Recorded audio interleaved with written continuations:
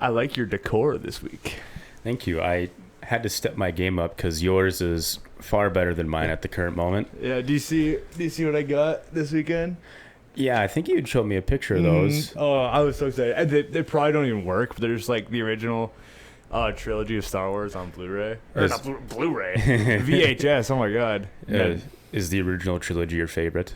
Oh yeah. Yeah. I see. And that's weird because I don't know. Like if you know, like there's like the original, there's the prequels, and there's the sequels. Right.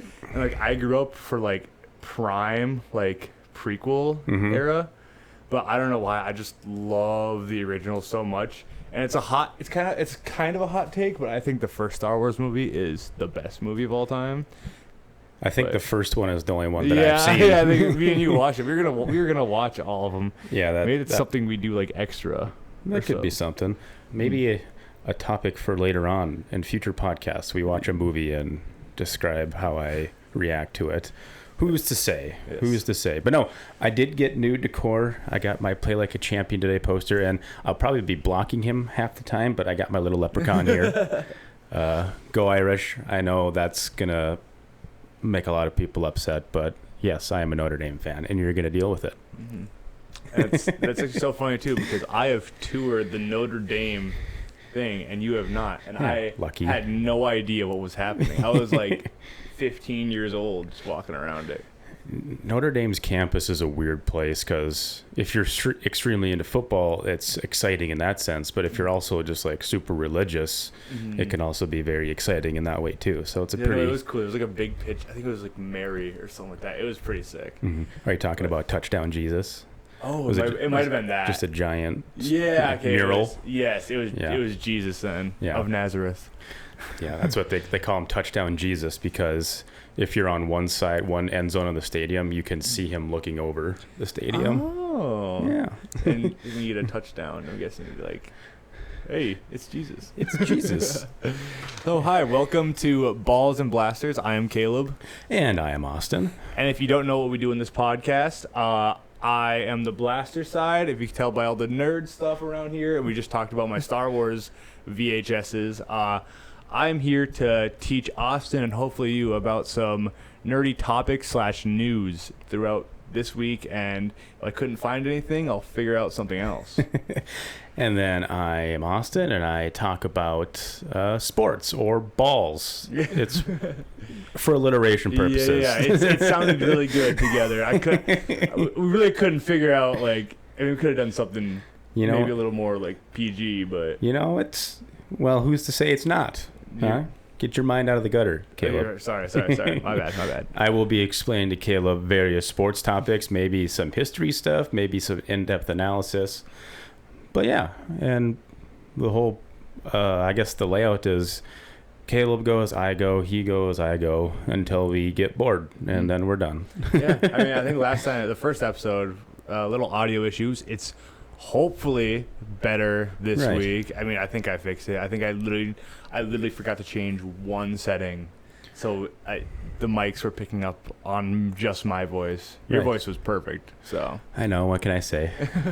And then I guess we did get some valuable feedback on the first episode, and we're just going to take a 1% better approach to every one of these that we do. We know it's not going to be great right off the rip, but who knows? Maybe by the time... I've heard it was pretty great from everybody who listened to it. My mom listened to it, and she thought it was pretty good. I love that. Shout out, Mom. So I suppose we can probably get right into the topics. I think we've rambled on long enough. Yeah, should we do another rock, paper, scissors for him? I suppose we can try. All right. On shoot? Yes, on shoot. Right. Yeah, okay. I start this week. It works out better that way. Yeah. So, do you remember last week when I was talking about Xbox and like all the layoffs and Bethesda and stuff like that? Correct. Do you remember? There's actually this is my topic of the show, because I am a big Bethesda nerd. If you can't see my Skyrim shirt, my girlfriend got it for me. There's some pretty decently sized news that came about Fallout recently.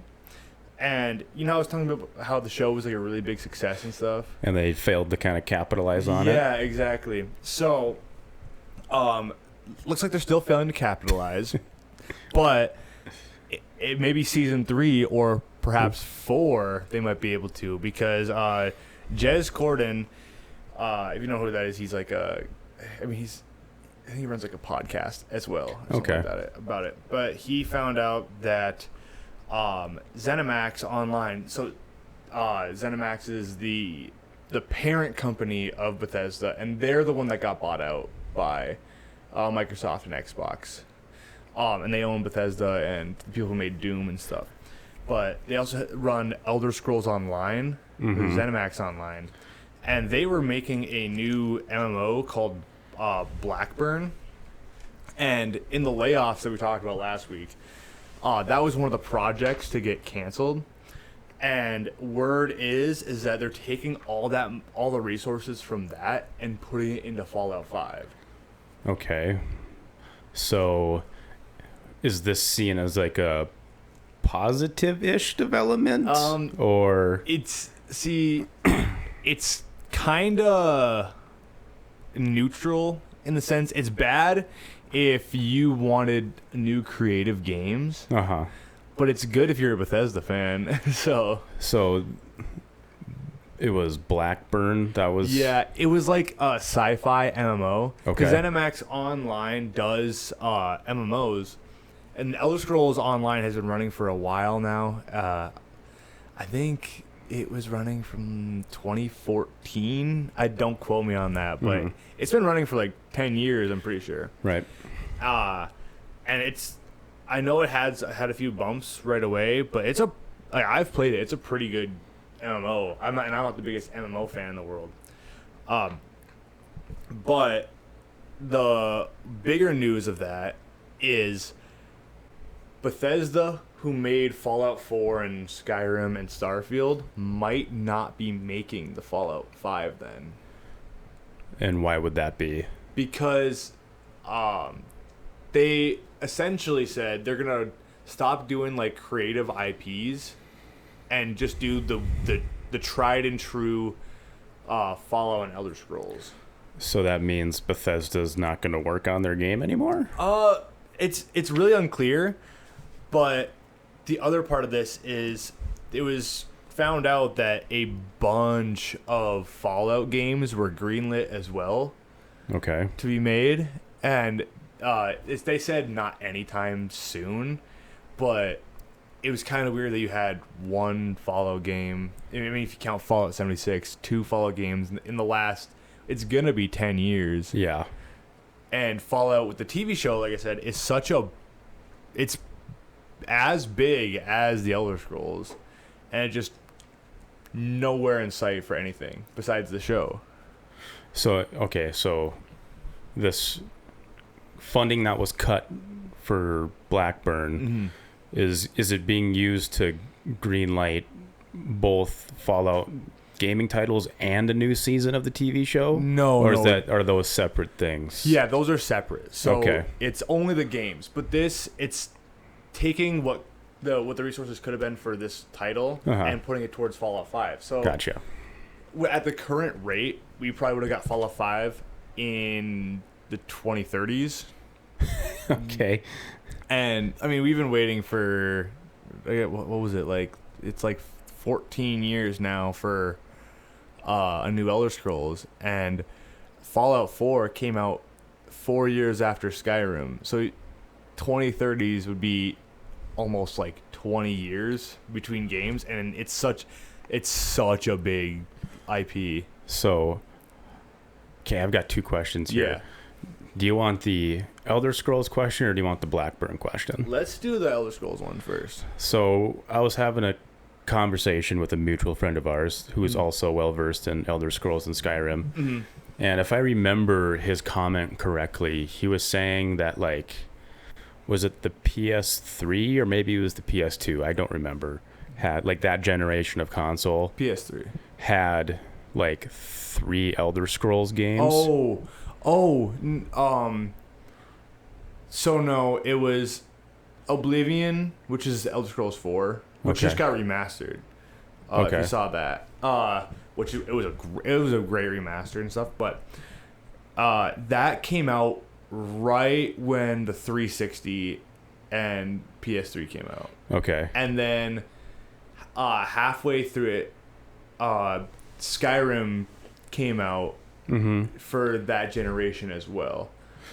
And then he was saying, like, I don't know, it was basically like these, several titles came out within a decent bit of time, and then like I know Skyrim is like a subset of Elder Scrolls, right? Like it's so there's like there's a province, there's the planet Nirn, and there's like continents, and then you got the countries within those, and there's Cyrodiil, which is like the middle province, and Skyrim's the northern one.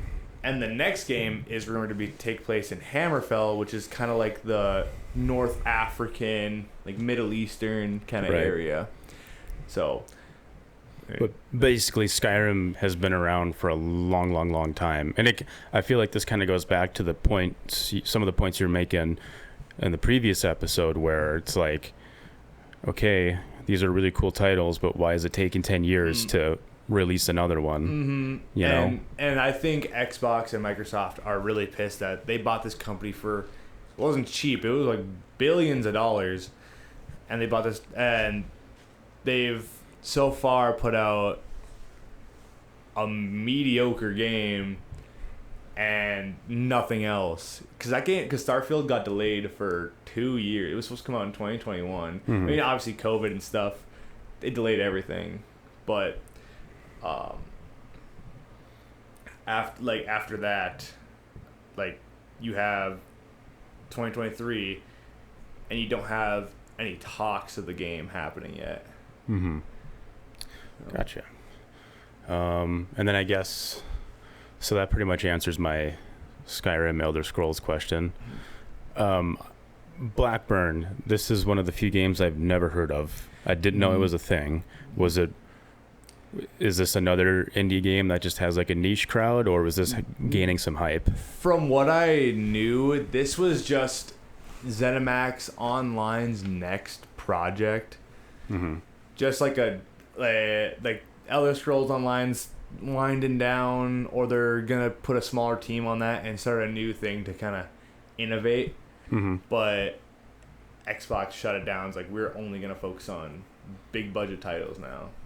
Right. Which is kind of sad. Yeah, for like, if you're a creative, if you like different types of games and stuff, it's really sad to hear that you're only focusing on these main titles. But for like, I get it, but as someone, for me, it's a double-edged sword of, I'm not going to get these cool games coming out, but I might get the games that I've been like just itching for sooner. Makes sense. And are the people that were working on Blackburn, did they get laid off or cut, or did they just get moved to a different part of the company? I think both. I think some got laid off, which is horrible, and some got moved. Yeah. But those moves are going to be put towards the Elder Scrolls and Fallout projects. Gotcha. It seemed like they're only going to focus on Elder Scrolls, Fallout, and Doom. Which honestly sucks, because the people who made Dishonored is also under that, and I love the game Dishonored, and it's looking like we might not get that either. But which is a shame, but what can you do on that? But it's also rumored with this that the Fallout 3 remaster and maybe Fallout New Vegas remaster are going to come out around the time of the Fallout game, judging by how fast they put out the Oblivion remaster. Okay. So that'll be exciting if that happens. You don't know really about either of them, do you? Maybe bits and pieces, but not a lot. Basically, there's Fallout 3 and there's Fallout New Vegas. They came out like really fast after each other. Like Fallout 3 came out in 2008, and then Fallout New Vegas came out in 2010. They're essentially the same engine, like the same gameplay. But Fallout New Vegas is like a little better, but the story in Fallout New Vegas is insanely good. Yeah. So hopefully it's remastered for both of them, but if it's Fallout 3, I'm not going to be too sad about it. I'm curious as far as remasters are concerned, for someone as into video games as you are, do you get excited about remasters? Like as opposed to like just a new Fallout title in general? Is it just a nostalgia thing? I like a remaster if it doesn't take away from what they're working on currently. With Oblivion Remastered, there was a whole different studio that they contracted to make the Oblivion Remaster. Mm-hmm. So progress on Elder Scrolls 6 didn't get cut really for this Oblivion Remaster. And what they did was it was more like a remake than a remaster, but they put remaster on it. And who knows what remaster, like a remake, the difference between those two are. Right. But they added like sprinting to it. The graphics were greatly increased. There were like some just quality of life improvements for that, and that's ideally what they do, because when you remaster, remake a game, you don't want to take away what made it so special. You want to just make it better for modern times, and that's I think what Virtuos is the developer that made the remaster. That's what they did with Oblivion. Okay. And like it was still the Oblivion you love and cherish. It just looks a lot better, and you can sprint. It's a lot like quality of life improvements. Yes. Okay, gotcha. Nice. And so yeah, that should be the Fallout section. The Fallout section? Yeah. Does that mean it's my turn? Yes, sir. Alrighty. The first topic I have this week is a recap of a topic I had last week, because I had talked about the Major League Baseball All-Star Game and the Homerun Derby.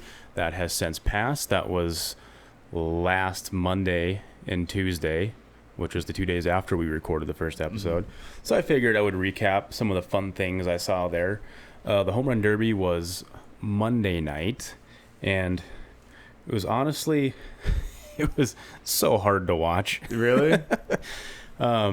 ESPN in Major League Baseball shouldn't be a marriage. Yeah. I wish ESPN would. It sucks to say this, because like ESPN and like Sunday Night Baseball used to be like my favorite thing ever growing up. But I think just the way that the company is run now, they don't care about baseball as much, and they kind of put minimal effort into it. And so an example is the Homerun Derby, where it's a home run derby. The purpose is to see dudes hit the baseball as far as they can, as many times as they can. And like if you're watching on the main ESPN broadcast, you can't even see half the home runs.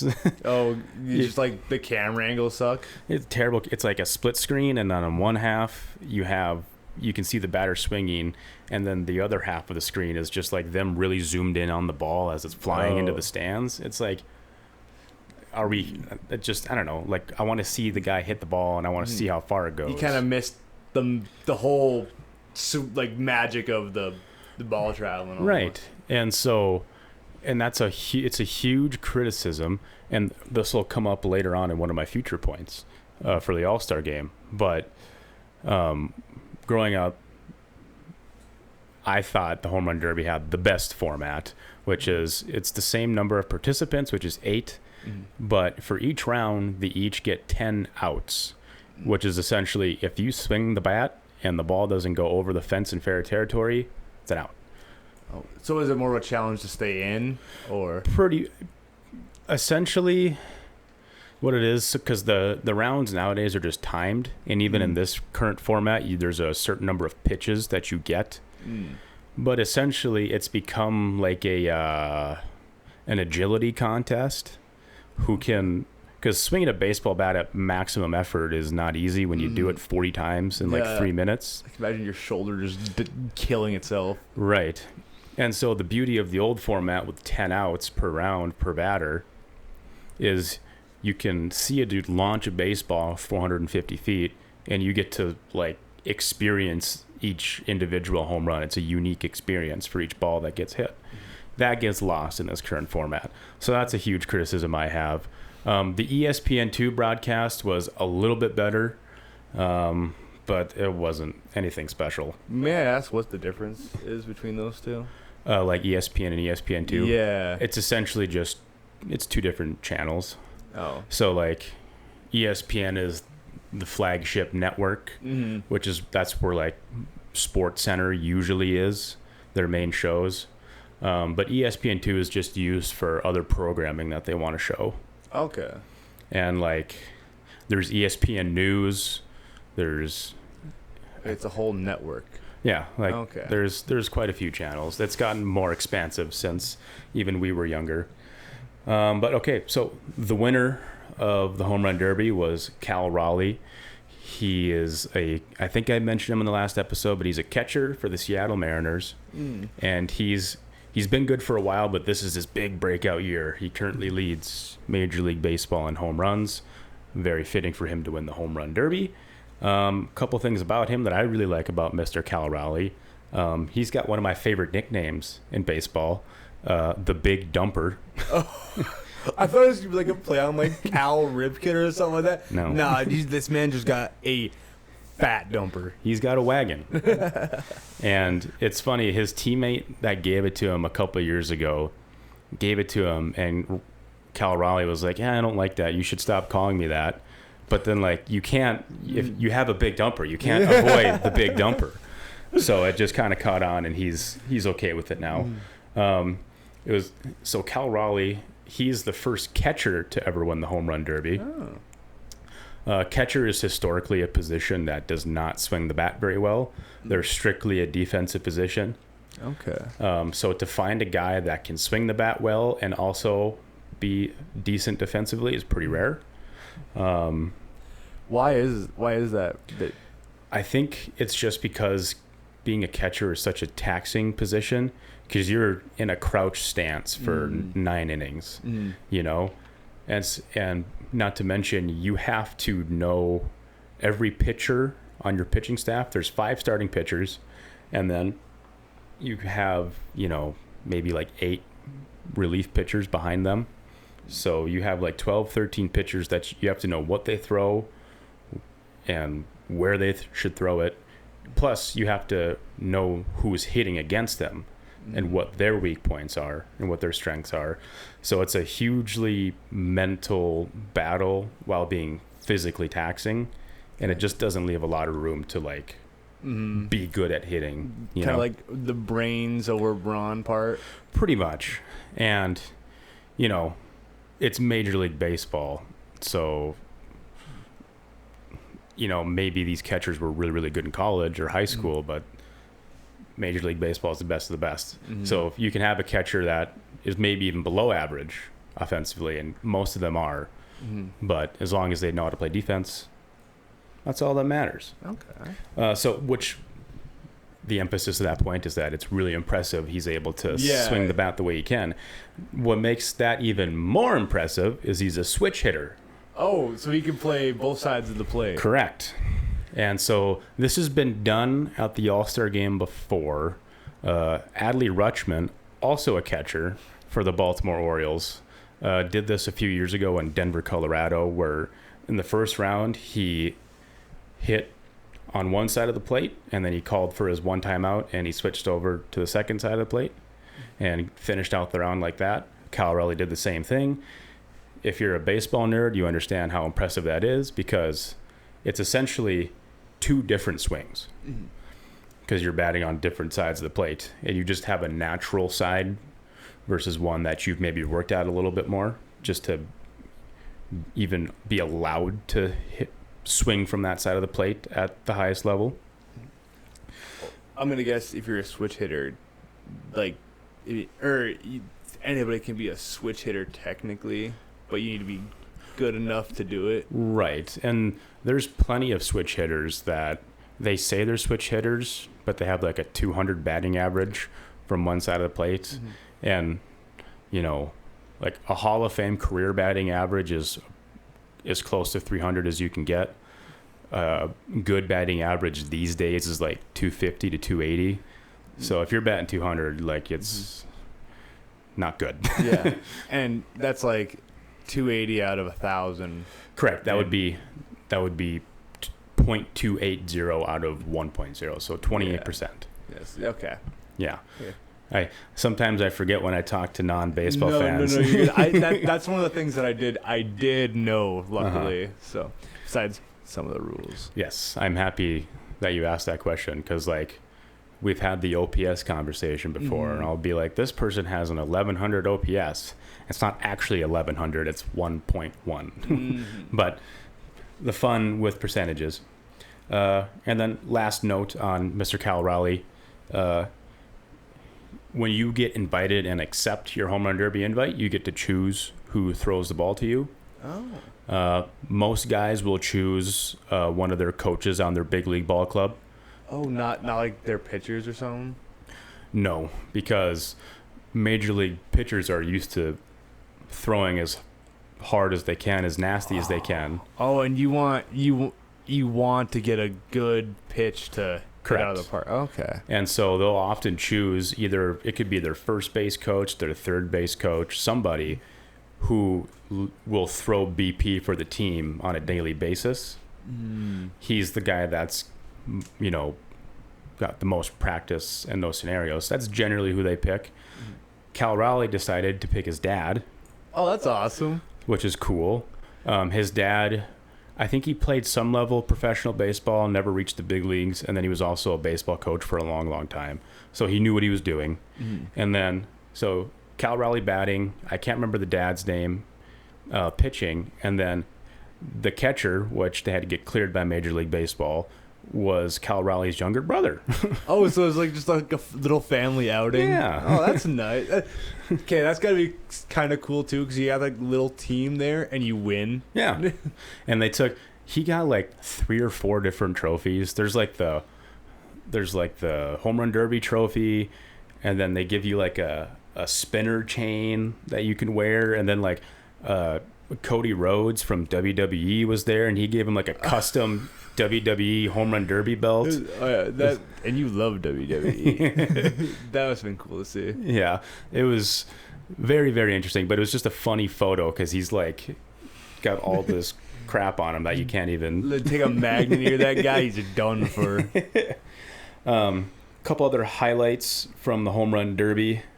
O'Neal Cruz, he is a shortstop / center fielder for the Pittsburgh Pirates. This man is uber athletic.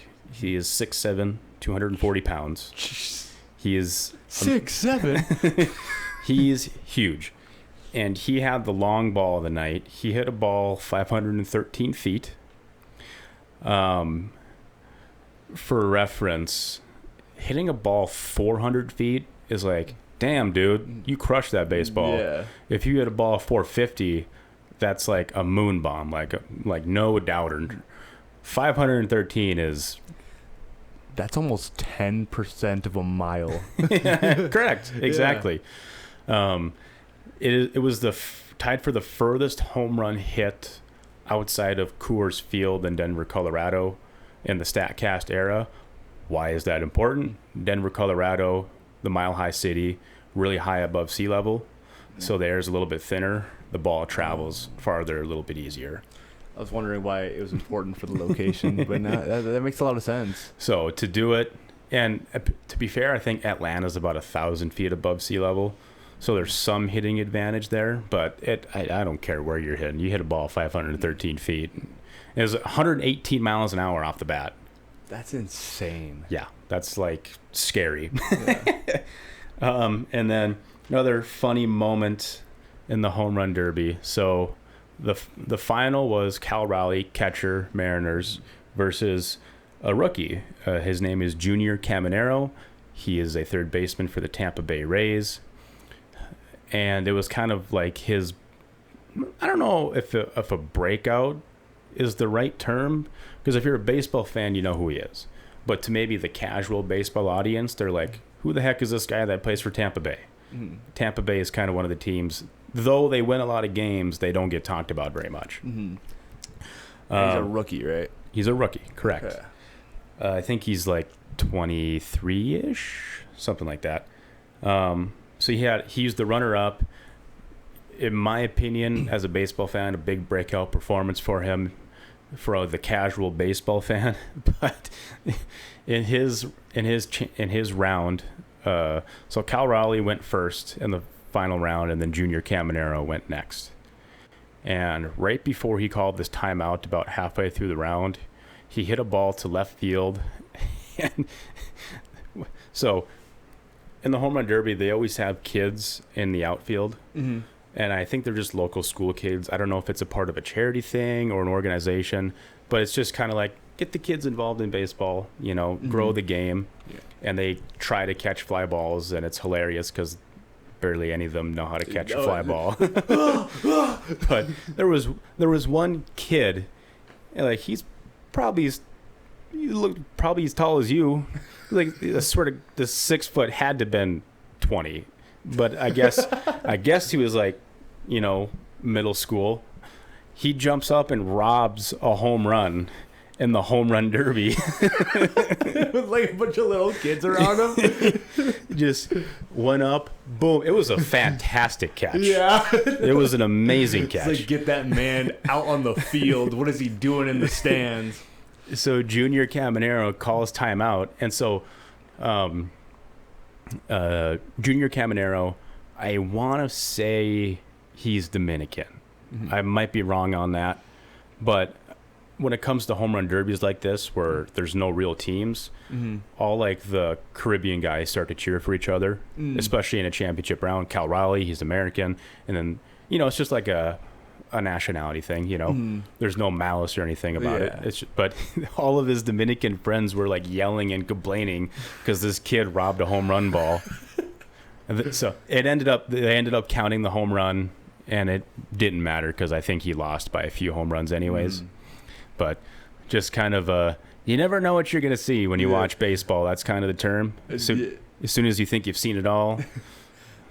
I just remember with that quote, just the guy destroying the bird.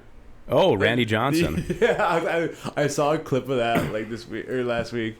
I was like, this reminds me of. We're gonna talk about baseball. I should probably bring this up. So, fun fact about Randy Johnson. So that was a spring training game where he hits the bird. Legendary video. He's actually a professional photographer now. Oh, really? Which is just, Randy Johnson is, I think, he's either 6'9" or 6'11". So he's a big dude. He's a big dude, and it's just really funny to imagine that tall, lanky guy having a professional. It's like a catapult. His arms probably huge. Yeah. Launching it. Many, many batters are on record saying that he's the scariest pitcher they've ever faced.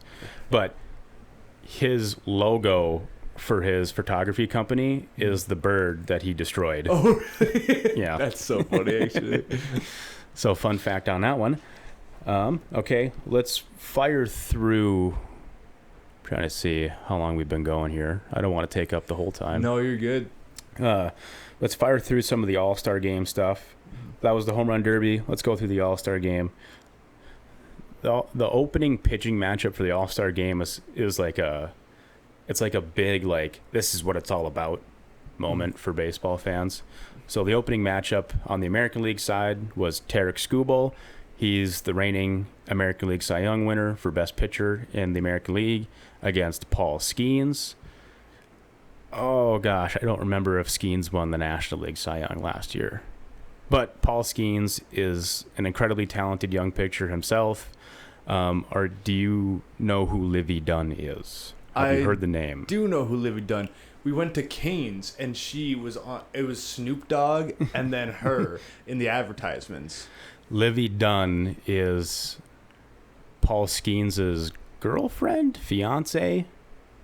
So, but just she's one of those two. Yeah, just a pop culture reference, I suppose, because I know Livy Dunn is popular for the women out there. All the women that will be listening, I'm sure.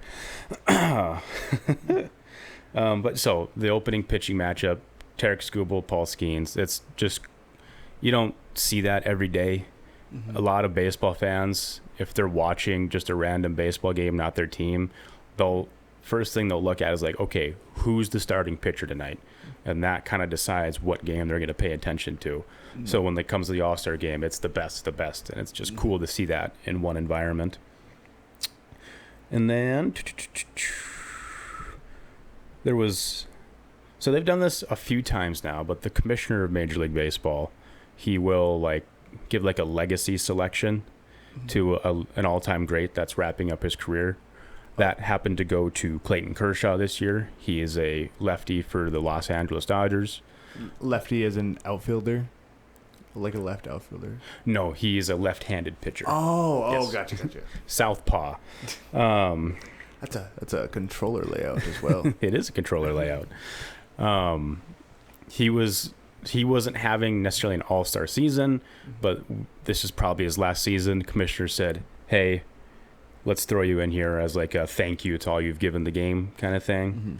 And he had a really neat moment where he was mic'd up in the middle of the game while he was on the mound pitching. And he was basically telling a national TV audience like his thought process as he's pitching the baseball. Oh, that's cool. So you gotta like kind of see like a pitch like through like the central command. Yeah, you get to see a little bit of insight of how pitching at the highest level works, and it's cool because he's a future Hall of Famer. Mm-hmm. Really, really accomplished pitcher. So that was a really neat moment. And then to wrap up the All-Star game and my topic, so the National League went up 6-0. The American League comes roaring back. They tie it 6-6 in the ninth inning. And it's the All-Star game is an exhibition game. It doesn't count towards anything. Mm-hmm. So they don't play extra innings because they don't want to. A lot of baseball players, as soon as they've made their appearance in the game, they leave. Oh, gotcha. So there's not a lot of people left, and also you don't want people risking getting hurt. Mm-hmm. So what they decide to do is called a swing off, which is essentially just a mini home run derby to decide the winner. Oh, so did we get 2 home run derbies this week? Pretty much. Was this one better than the home run derby? As a matter of fact, it was. And this goes back to the point I was making about earlier about older format being better than the current format. In this format, each team got to pick, I want to say 3 players, and they each get 3 swings each. 3 swings. Mm-hmm. So you got to be careful. And whoever has the most home runs, American League, National League, that's who wins. Okay.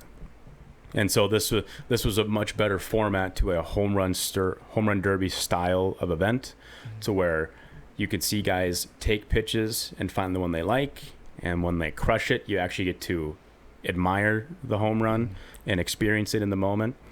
And there's a really cool moment. Kyle Schwarber, he's a DH, a designated hitter, mm-hmm. For the Philadelphia Phillies. He went 3 for 3. Oh, dang. Which is really, really impressive. Because not only do you got to make solid contact, but you got to hit it far enough. Mm-hmm. So who pitches for these guys? I believe it was designated by the manager of the team. So, for instance, the coaching staff for the National League was the Los Angeles Dodgers coaching staff because they were in the World Series last year. Oh, okay. The American League coaches have the New York Yankees coaching staff because that's who the Dodgers played in the World Series last year. Oh, that's cool. So that's how they decide who manages the All-Star game. And then I think it was one of the bench coaches or first base coach for the Dodgers. He was the one throwing for the National League, and I don't remember who threw for the American League. So that's how that gets decided. Okay, so they don't get to pick. Correct. Yes. Gotcha. One pitcher for all batters on that team. But yeah, so that was just a really cool moment. It was a good night for baseball because the NFL and the Pro Bowl is a joke. No one cares. The players don't even care. Mm-hmm. It's to the point where they don't even play an actual football game anymore. They just do a bunch of athletic events and call it the Pro Bowl. Oh, really? They don't even like try to do like fun plays or stuff? The players make of it what they can, but it's really just it's a game that doesn't mean anything. It's after the season is over, so nobody wants to get hurt. which is totally makes sense. Totally fair. Football is a very physical sport. You don't get hurt in like what's supposed to be like kind of a relaxing game almost. Right. And then the NBA and their All-Star game has been clowned on for the last however many years because, the NBA already gets criticized for their players not playing defense, which is just a product of offense in the NBA being really, really good these days. And the All-Star game is just like the worst version of that. Because everybody's just trying to show off, essentially. Pretty and much. Get a basket. And then the NHL All-Star game is the same exact thing where the guys don't care. They're just trying to do cool shit. Which, don't get me wrong, it can be entertaining, but what makes the baseball MLB All-Star game so important is that, you have to try, essentially. It's mano-a-mano. It's 1v1, pitcher versus hitter. It's an ego thing, and you want to get the hit, and the pitcher wants to strike you out. It's kind of set up more like an actual game. Right. You're just almost forced. You're not going to see guys running 1,000 miles an hour to dive for a baseball in a game that doesn't mean anything. But you see guys try to hit the crap out of the ball, and you want to see the pitchers embarrass the hitters. And I think it was the most viewed MLB All-Star game in almost a decade, and the MLB All-Star game consistently outdraws all the other All-Star games. How much does that matter? It's an All-Star game. I don't really know. What I do know is that it's proof that baseball is alive and well. Good, because I heard that it was dying, but it doesn't seem to be. Well, I know a lot of people don't like baseball because they say it's like a boring sport, but I really enjoy it. Yeah, it's a thinking man's game. I think I made that comment earlier. It's an acquired taste. If you don't grow up on it, it's kind of hard to get into it. I like how cheap the tickets are usually too, though. Yes. That means anybody can go to a game. And you can buy tickets 10 minutes before you walk in the ballpark, which is also kind of fun. That's really nice. Yeah. Ballpark environment, that's maybe a topic we can talk about in a later on episode. And then, so that pretty much wraps my my first topic up. The last comment I wanted to make is for the last handful of years, they've been wearing custom jerseys, custom All-Star jerseys, which some of them are cool, some of them are meh. But they went back to the original format of, if I play for the Boston Red Sox, I'm going to wear my Boston Red Sox jersey. Oh, that's cool. So it's cool to see all the different jerseys on the field at the same time. See, I think it'd be cool to have a cool jersey for have a cool jersey that you're on this team, but also your team with a half and half jersey almost. I think that would be kind of cool, but. They still do the custom jersey for the Homerun Derby. Oh, okay. They still do that. I don't know if those get sold. I'm sure they do. The MLB's not going to miss out on a paycheck. Yeah. But yeah, it's nice to see them wearing their actual team uniforms on the biggest stage of the season thus far. So cool. When does the season end? It's always the first couple days of October is the last game of the season. So we still got a few more months for it. Oh, yeah. Trade deadline is in a month. I'm sure that's a topic I could talk about. And then it's a stretch run. So sweet. There'll be a lot more baseball to talk about, as well as football wrapping up soon here. Those will be the two main topics, I would imagine, for the time being. Very, very cool.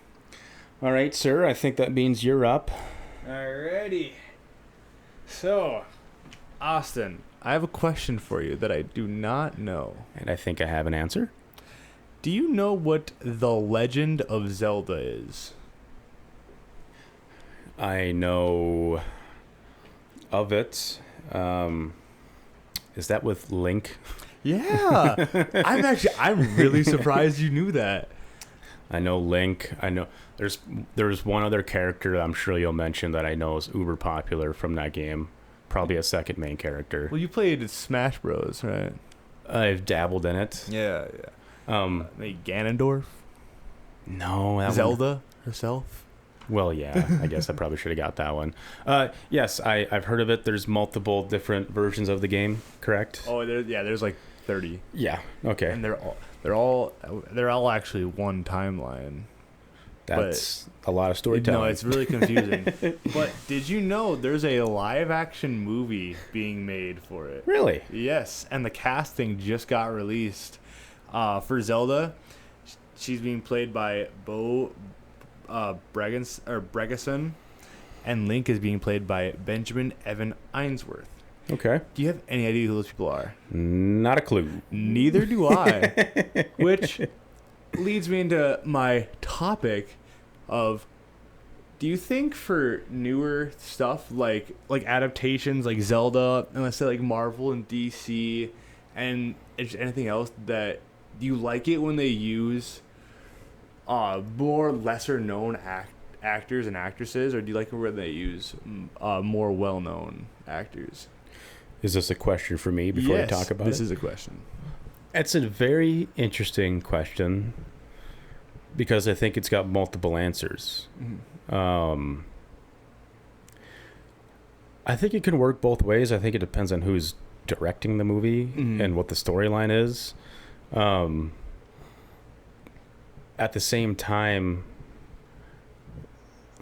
so like I love Robert Downey Jr. And I know you love Robert Downey Jr. Oh yeah. It would be weird to see him play something other than Iron Man.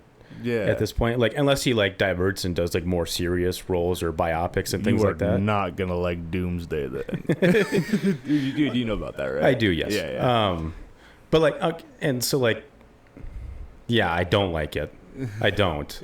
But at least it's still Marvel, correct? Yeah. You know, so it's that at least. It would be weird, like, what if he was like somebody in the DC universe just out of nowhere? That would be odd.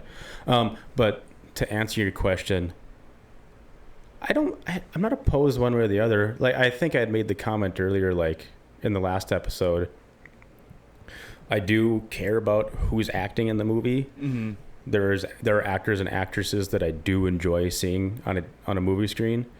But if it's a good story, or it promises to be a good story, I'm far more interested than that. You know? Yeah. Like I want to give the example of like if they casted like Zendaya and Tom Holland for Zelda and Link, like would that take away, do you think, from a story they're trying to make? Quite honestly, if it was Zendaya and Tom Holland, whom I do know, I've seen much of their stuff, and it was like say it was just Bill and Jane, you know, I would probably be more interested in Bill and Jane just because, I don't know, you hear Tom Holland, Zendaya, they're obviously huge names, hot topics. It kind of just makes me think like it's just another movie they made. Doesn't seem like special, I guess. And what I like to think about that too is like when you have these characters, they're good. As long as the movie's good, they are gonna be what you think of when you think of Zelda and Link. Now, just like when you think of Iron Man, you think of Robert Downey Jr. Right. But I mean, I'm pretty sure he was a decently sized actor. But before Iron Man, I'm pretty sure he wasn't like A-list at anywhere near A-list. Right. So they kind of did that with like the MCU right at the start, where they kind of took lesser known like B-list actors, but not necessarily like they weren't not known, because like Mark Ruffalo was in some movies and stuff too, but they kind of made them into, because now we think of Iron Man, you think of Robert Downey Jr., Captain America, Chris Evans, and stuff like that. Right. So yeah, I like the idea of like, don't pigeonhole yourself into like it's got to be these A-list actors or bust. You know, if you actually believe in the story you're telling, it, you know, obviously it's got to be a talented actor, actress, but like it shouldn't matter if they're a big star or not. Yeah. Also, a little known fact, that's what happened with Star Wars as well. Mark Hamill and Carrie Fisher were not very well known at the time. Right. Harrison Ford was, but those two were not. And now Mark Hamill and Carrie Fisher, rest in peace, are like you see like Luke and Leia, you're like, oh, that's them. Right. Yeah. So yeah, that movie is set to release in May of 2027. Did you see the Mario movie at all?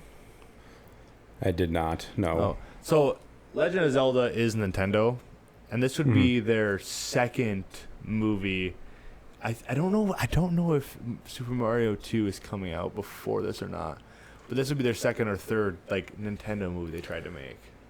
Okay. Which is really interesting. Was the Mario movie entertaining? Did you yeah, like it? It was very good. It was very much a kids movie. Yeah. Like you could tell it was a kids movie, but like it was good. Like I enjoyed it very thoroughly. I remember I don't remember the exact name of the movie, but I saw Sonic. Oh, we saw Sonic. Was that us? Yeah, we Was that saw us? the Okay. first one, like when it came out. Yeah, and I really enjoyed that one. I Yeah. thought that was a fun movie. You remember it was like me, you, and two other guys in the theater. We were all just laughing. Yeah, it was literally four of us. Yes, I couldn't remember if that was you or Aaron. Oh yeah, no. But yeah, no, that definitely sounds like something we would do. Yeah, I haven't seen the second or third one, but I heard those movies are really good. Gotcha. Did you hear the story about like Jim Carrey? Perhaps refresh. He's like, okay, I'm done acting unless yes, unless I the did hear script this. is on like a golden script Uh-huh. written by like Jesus himself or something like that. Then I'll come back, and the next movie is Sonic 3. Yes, because does he play a villain in that? Yeah, like Dr. Egghead One? Yeah, I do remember that, or which is Eggman, one of those two. probably the most Jim Carrey way to go about it. So Oh yeah. So yeah. So would you say that you prefer in an adaptation well-known actors or not well-known actors? final answer, I would say probably not well known. Okay. I'd agree. That goes to you. Back to me. Did you share your opinion on why you would prefer not well known actors? You know what? I probably should, shouldn't I? I think I did a little where it's like when you see them as Zelda and Link, just like you see Robert Downey Jr. and stuff. Right. Yes, you did make that point. Yeah. Okay. Yes, which I totally agree with. It could, if it's done correctly, it could be a star-making opportunity. All right, Caleb. All right. Would you like to talk about college football? Sure. Why not? So NCAA. yes. College football season is right around the corner. I believe we are, I want to say 6 weeks away, which means preseason camp will be starting very, very soon. I think NFL preseason camp has started. I believe that started yesterday or today, one of the two. But college football, they're wrapping up their recruiting season, and now they're getting back into practicing. But what I wanted to focus on, because it's been a hot topic of discussion for, I don't know, as long as the game's been around, is the postseason of college football, because there's been many changes the last handful of years. I did not even know they had a postseason. I thought they were just done. Which is the way it used to be. Oh. It's maybe the most unique postseason of like any North American sport. Because How so? let's dive into it. Yeah, right. Quick fun fact before I go through the evolution of the postseason. Did you know? So, college NCAA, the NCAA will hand out, like, it is the NCAA national title. That is what, whether you're Division I, Division II, Division III, NAIA, which is JUCO colleges, you're playing junior college. Oh, I thought you said JUCO. Yeah. Oh. JUCO. Oh. It's an abbreviation. Okay. Dude, I just got a lot of words. I was like, what? JUCO, junior. I thought you said JUCO. Essentially, just think about it as like a, not always the best of the best, but like more prominent Division I, Division II, Division Okay. III, and then junior college. Gotcha. They all play in all sports. They play for an NCAA national title, except for Division I FBS college football. Now, the term FBS is important. FBS stands for Football Bowl Subdivision, which is important to our postseason evolution that we're going to talk about. Okay. And then there's the FCS, which is the Football Championship Subdivision. They do play for an NCAA Division I national title.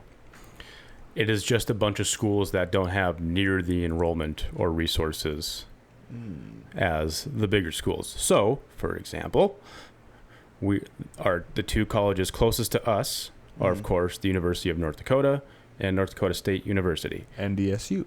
They play in the FCS.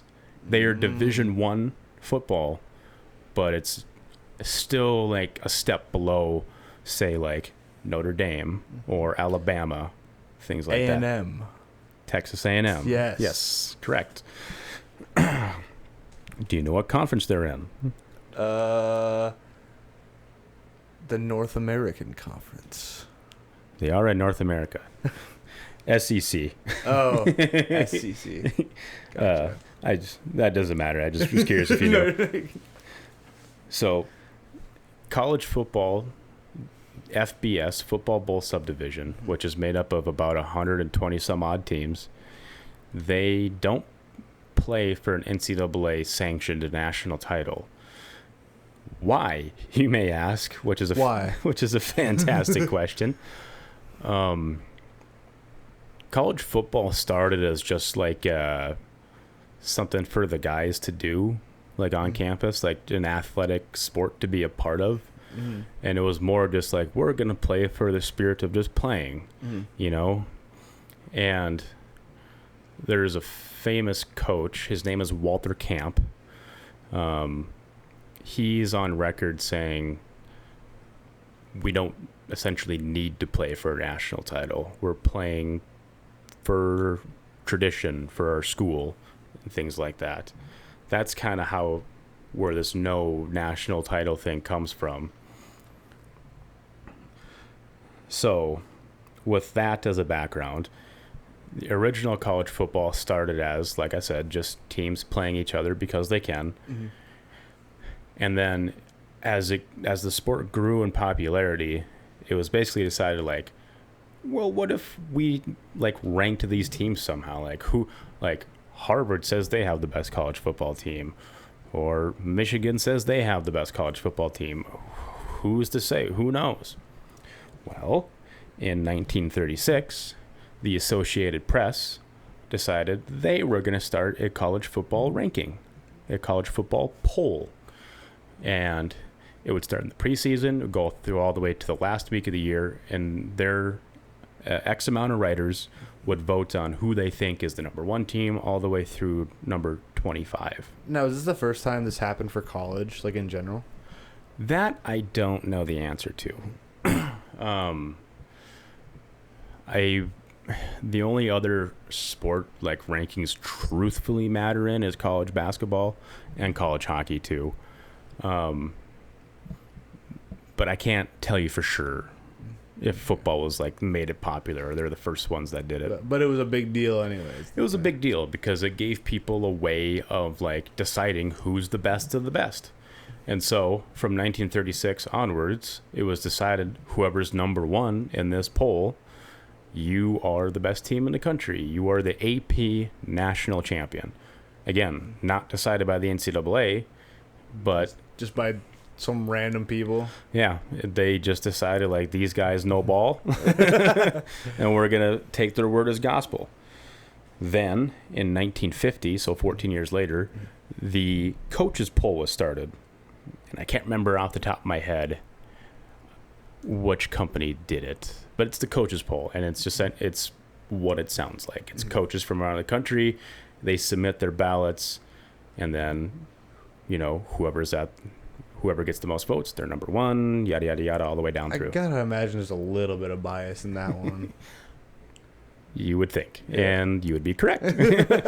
There's a lot of bias, although, and I can't, I'm not, 100 years old. I can't speak to coaches in the 50s and the 60s and the 70s and whatnot, but I do know coaches nowadays are pretty honest. And from what I know, they're kind of anonymous. for the most part, I think. For the coaches' polls. Yeah, the coaches' polls. So that way they can be as honest as possible. So this creates a dilemma. We went from, we don't need to play for a national championship, we're doing this for the love of the game, to now we have, in a span of 15 years, 2 different sets of people that are deciding who is the best. And so this leads to controversy because, go ahead. Let's say, I'm going to guess the number 1 team for either is not the same. That would be a very correct assumption. The AP voters are writers, and it's not just writers, but mostly writers that pay attention and watch and read about the games. The coaches' bowl is the coaches who actually coach the games. It's 2 different sets of eyeballs, 2 different sets of opinions. This leads to much controversy because there starts to become multiple national champions for each individual season that gets played. And if you go online and search a random school, say it's Alabama or Ohio State or Clemson or whoever, pick your favorite school, they will have a section and it's called claimed national titles, which means, say Notre Dame gets voted number 1 in the AP poll and Michigan gets voted number 1 in the coaches poll, they can both claim that they were the best team, they're the national champion that year. And they're both technically not wrong. Right. Which leads to a lot of, especially amongst fan bases, like, who is the best? Wouldn't it be great if there was a playoff to decide who's the best?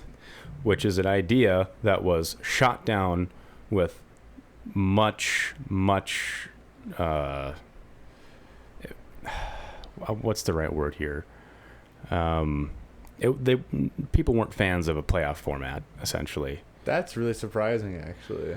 Because they wanted, again, it was this whole idea of, it's about tradition. We're playing for the school. And so eventually the next progression in this college football postseason is, I mentioned before, the FBS, the Football Bowl Subdivision. Mm-hmm.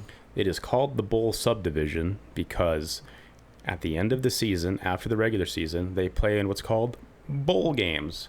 So you've heard of the Super Bowl, which is the NFL's championship. There's that one Hawaii one, right? There is a Hawaii Bowl, correct. It's like the Aloha, Sunrise Bowl or something like that. It's gone through different variations of names over the years. I've heard from King of the Hill. He's like, there's still the Hawaiian Sunrise Bowl. So it's called the Bowl Subdivision because there's 30 to 40 different bowl games that get played after the season ends. And it's essentially just like hey, your team had a good season. Why don't you go play one more? Mm-hmm. And the way it used to be set up is the AP poll and the coaches poll, their final ballot after the final week of the season, that was the poll that mattered. That's the final poll. That's how you decide who's number 1. Which means all these bowl games that come afterwards are strictly just exhibitions. Like the love of the game. Love of the game. You just going out there because you want to beat the other team and you want to win for your school. Which was fine because players and coaches bought into that, and it was just fine. I think it eventually changed to where they would start voting after a few decades after these bowl games happened, because you would get bowl games where the number 1 team in the country would face off against the number 4 team, and the number 4 team would win. But it doesn't matter because the number 1 team was already crowned national champion. Oh. And so they decided, well, what if we wait a couple more weeks to crown a winner? Important things to know about these bowl games. There is a select few called the New Year's Six Bowl games that get played on New Year's Eve and New Year's Day. It has been that way ever since their inception, which has been we're getting close to 100 years now. But there is there's the Rose Bowl, the Sugar Bowl, Orange Bowl, Cotton Bowl, Peach Bowl, and the Fiesta Bowl. You don't need to remember these names. I'm just listing them. These are the reason these bowls are super important is because the 5 major power conferences have tie-ins to these bowl games. So their best team in their conference automatically goes to that bowl game. So it's kind of like a regional almost. Pretty much. Mm-hmm. And so when it's the biggest conferences that have the best teams, they just naturally become the most important. Mm-hmm. So these coaches poll, AP poll, split national titles lasted for about almost 50 years before people were like, guys, like, what do we can't have these split national champions. Like, we need who's going to be the number one. We need a way to decide. Why can't we do that? College football is the worst at evolving with the times. Everybody else does a postseason format. Why can't college football do it? So the BCS got together, the Bowl Championship Series, and they said, hey guys, we have an idea. We're not affiliated with the NCAA, but we're going to set up a team of like 10 to 12 guys. We're going to have a computer algorithm. And what year was this? This is 1998. Dang, so like ancient computers. And this algorithm, which is decided by this like 10 to 12 guys and the weights of each variable, we're going to put together a computer ranking. Whatever it spits out, that's the ranking for all weeks of the season. Then after the final week of the season, number 1 faces number 2 in the BCS National Championship game. This, in theory and in hindsight, kind of sucked because like it was cool to finally get like a proper national championship game. Mm-hmm. We don't have to worry about different polls and different magazines and whatnot, whatever they think. We can finally just duke it out on the field and you win. You're the national championship winner. But people didn't really like this at first. Mm. It's like, what's wrong with tradition? College football tradition. Mm. So you'll still find number 1 will beat number 2 in the BCS National Championship game, but there'll still be a different team that was on top of the coaches poll, and like they'll still claim a national title. Oh, so it didn't really change much. It not right away. Eventually, people got on board. The only thing, the really big detractor, is nobody knew what the algorithm was that was deciding this poll. They just wouldn't. They'd give you hints about what was important, but they wouldn't tell you the numbers that went into this poll. Do we know now? I think you could probably look it up, but I don't know. Well, can I say what I found interesting in that is like the number 1 faces the number 2. Mm-hmm. But like, isn't it for like brackets and stuff? Like the number 1 faces like the number 16th, or whatever. Like they're like the number 8th, like the lowest on the whatever. Right, and so like that's why like people wanted a playoff, and college football is like, no, playoff sucks. Let's keep tradition. Okay, fine, we'll compromise. We're just gonna play one game, national title game. But I feel like that's so like, that's so.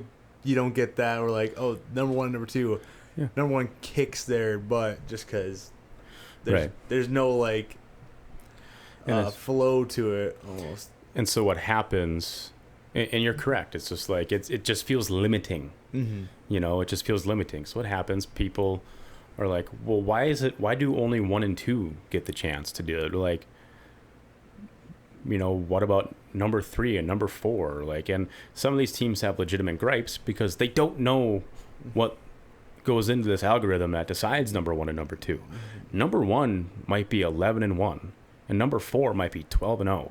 Yeah. So that team that's 12-0 that hasn't lost a game and is winning by like 20 points every game, they're screwed because the algorithm said no, actually. Or like you could like have like a team that's like 10-2. And then a team that's 12-0, but the 10-2 team scores way more points or something like that. than 12-0. Right, and this happened often, and teams were upset. It's like, we need to create a playoff. Hell froze over, and a 14 playoff started in 2014. And people were really, really excited about this. It's like, okay, there's more access and ability for more teams to win a national title. They thought.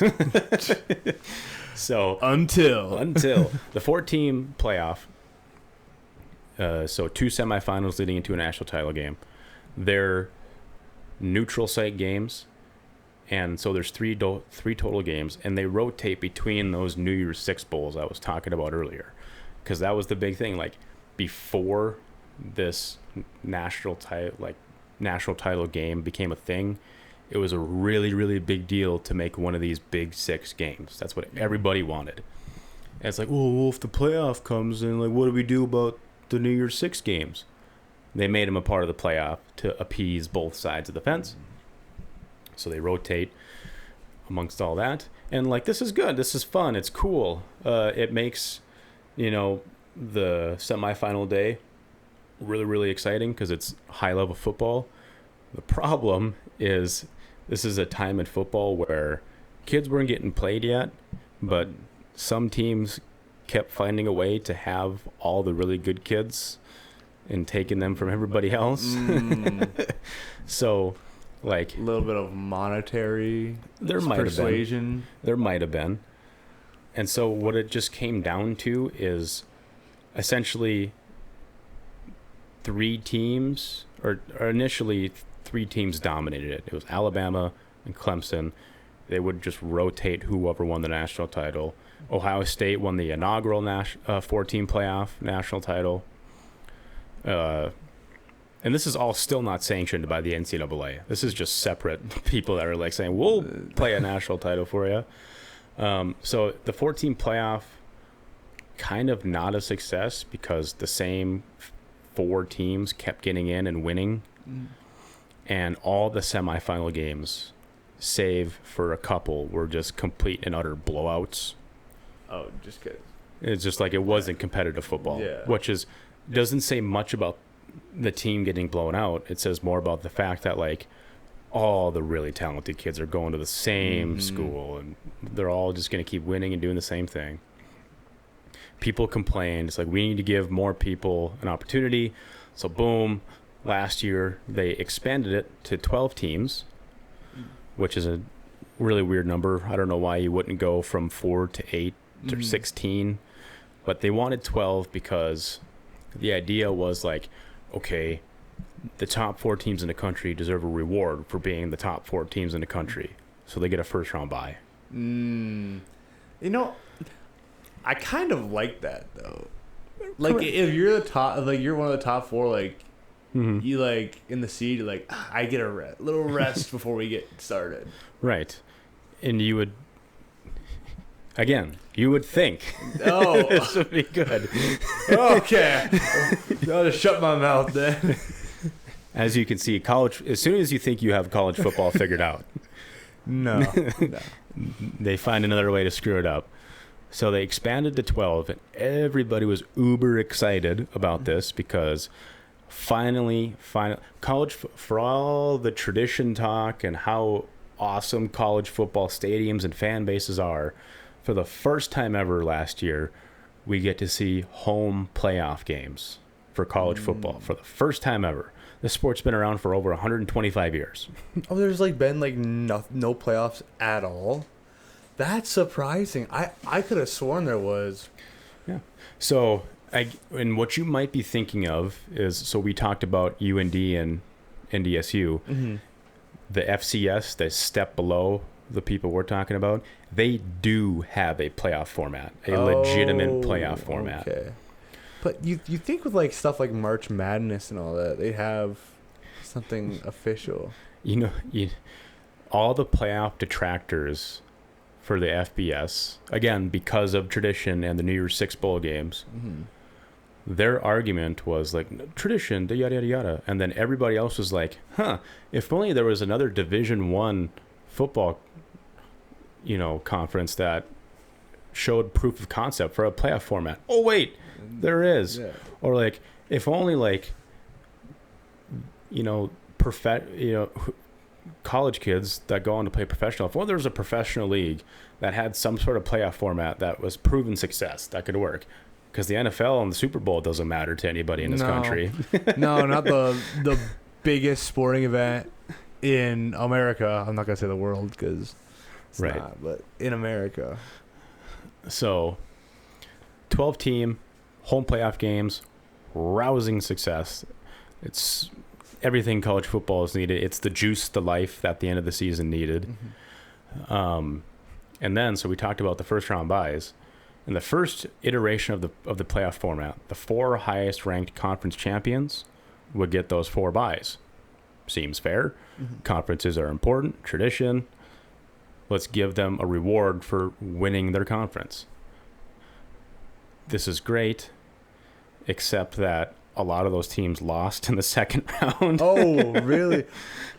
You know what? I'm going to retract my statement because it sounds like the teams that did play then, they're like keeping up with like the training and stuff like that because they have a reason to. So these first round buys all had about a month off. Oh, that's crazy. A lot can happen in a month. Right, because we're talking about the 30, 40 different bowl games that get played in the postseason. That's still a thing for everybody else that doesn't make the playoffs. So you got to get through all those games, and then you got to get to the first round, and now you get to the second round. And so what happens is the Vegas betting favorites, I believe all the favorites lost. Really?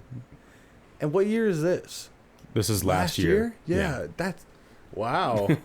So, of course, all these first-round bye teams that lost were pissed. And it's like, we got to change this up. So I think they restructured the dates a little bit. Maybe someone can correct me on that. But now it's just like we have our college football playoff ranking, and whoever the top 4 teams are in that ranking, they get the bye. And then the rest fell out behind them. Can I just say, this feels like football was this way in the 1980s. No, it's football right now. Yeah. That's crazy. College football is about as stubborn as a sport as it gets. Mm-hmm. And again, tradition. That is the only reason why. And I love tradition. I'm a Notre Dame football fan. I love tradition more than most college football fans. But at some point, like, common sense has to win out. Yeah. And quite honestly, I mean, that is kind of the evolution of it all. There is talks, because what happens when you create despite some bumps in the road, overall very successful playoff, what happens? You make a lot of money. What does that mean? People want more money, which means even more expansion. Potentially a 16-team playoff could be coming. So I'm honestly surprised that money hasn't taken over tradition. I'm impressed by that, and it's a little respectable. Right. College football is one of the last bastions of tradition, no doubt about it, and it is admirable, and I really appreciate it as a college football fan. Mm-hmm. But come on, dude, like it's a playoff. Like how hard can it be? Yeah. So,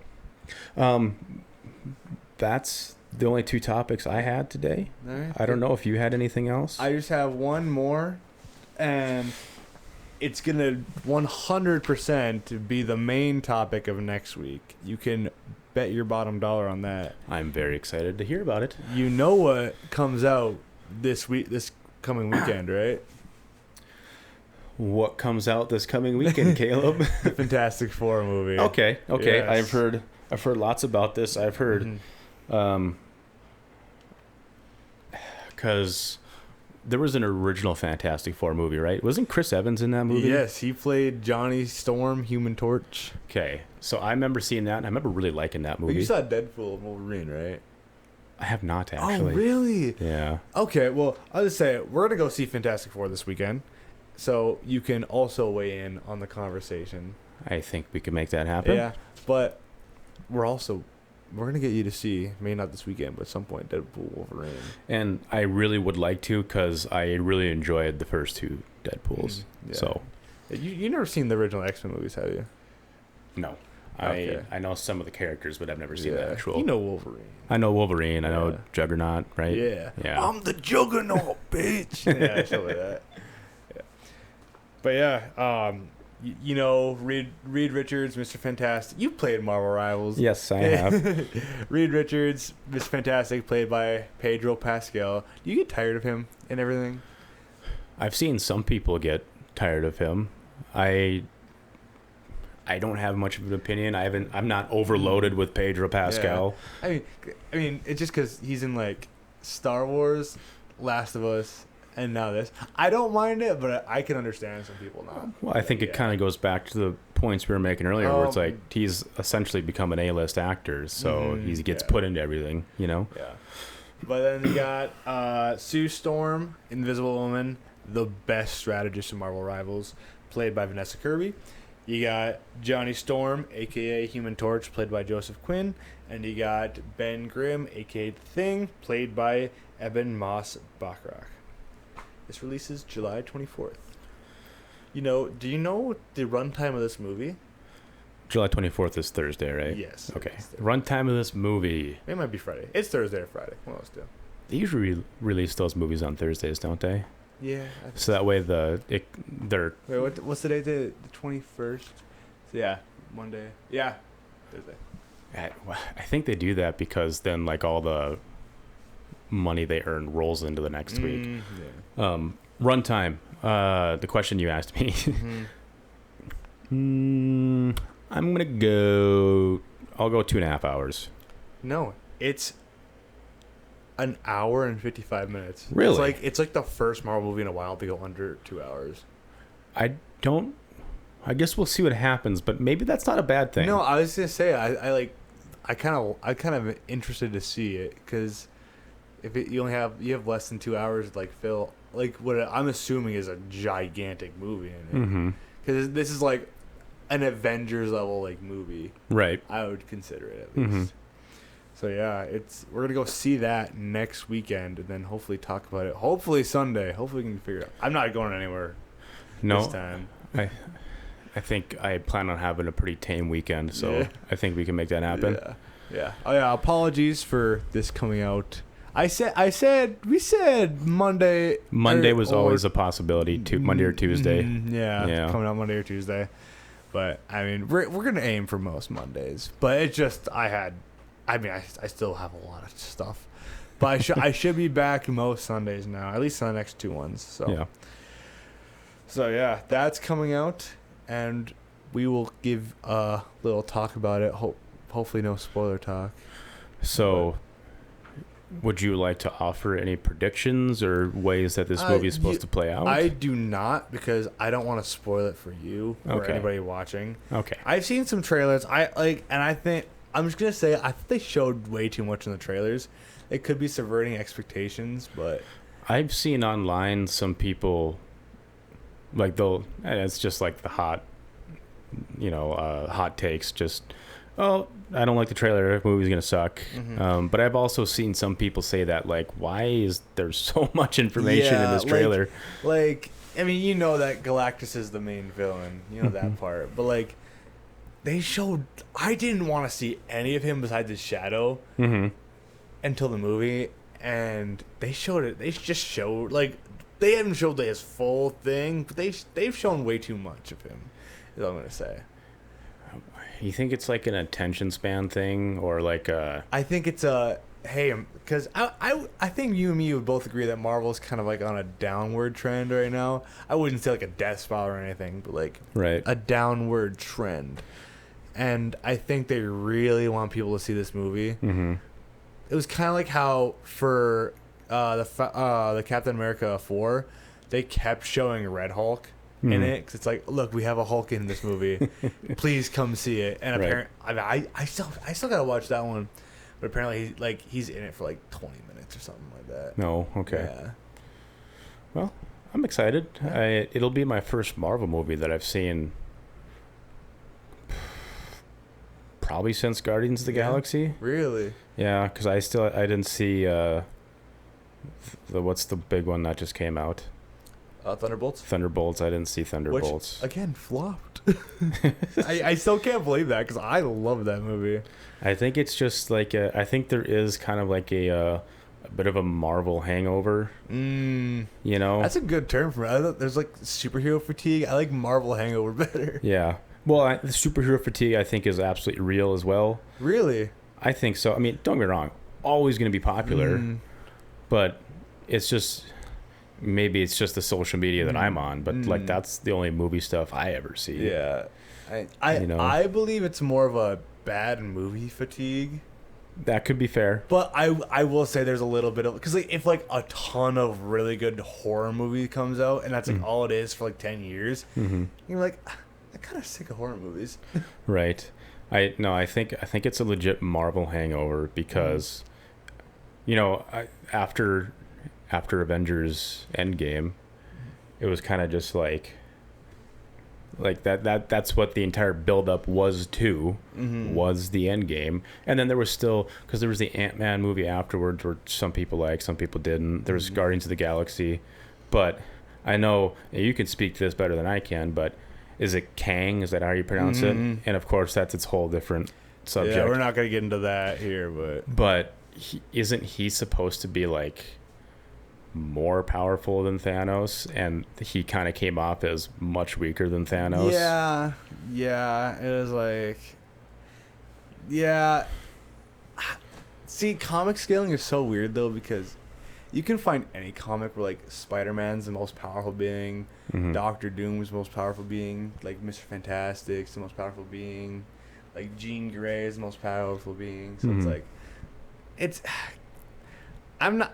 I've more and more I've become like they're all strong. Yeah. It's just how you portray them in your movie, right? In your universe. So good versus evil. I do prefer Doom being. I prefer because it's a comic where like Doom. It's a reality where Doom takes over and it's like a perfect utopia.